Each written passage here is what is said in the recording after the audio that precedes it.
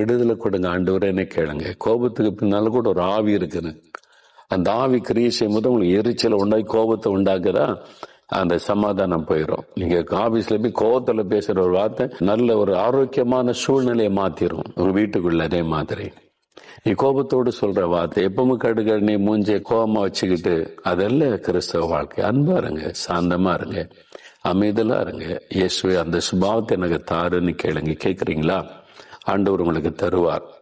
இல்லைங்க நான் அப்படிதான் இருக்கிறேன்னு சொன்னீங்களா, இன்னைக்கு வாரத்துல ஒரு நாள் உபவாசம் பண்ணி, இந்த வாரத்துல ஒரு நாள் உபவாசம் இதுக்காக மட்டும், என் கோபம் என்னை விட்டு போகணும், எனக்கு சாந்த குணம் வேணும், அதுக்காக உபவாசம் பண்ணி ஒரு நாள் ஜெபம் பண்ணுங்க. நல்ல பைபிள் வாசி 1 மணி நேரம் முழங்கால் ஜெபிங்க. ஆண்டவர் எல்லாத்தையும் மாத்திடுவார் பாருங்க. இப்ப ஜெபிக்கலாமா? ஆண்டவர்கிட்ட சொல்றீங்களா? உன் இருதயத்துல கை வைங்க. ஆண்டவரே, இந்த கோப சுபாவம் என்னை விட்டு போயிடணும், எனக்கு சாந்தமுள்ள இருதயத்தை தாங்க. கேளுங்க, ஆண்டவர் தருவார். தகப்பனே, ஏதோ உம்முடைய வார்த்தையை கேட்டு ஜெபிக்கிற இந்த மகனுக்காக மகளுக்காக ஜெபிக்கிறப்பா.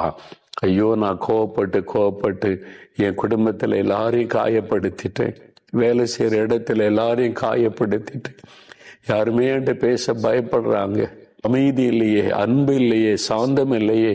இயேசுவே, என்னை மன்னியும், என் சுபாவத்தை மாற்றும், என் குணத்தை மாற்றும். எனக்குள்ள ஆவியின் கனியாகிய சாந்த குணம் எனக்கு வேணும். இந்த கோபம் என்னை விட்டு மாறட்டும். இந்த பிள்ளைகள் ஜெபிக்கிறாங்களப்பா, உதவி செய்யுங்க.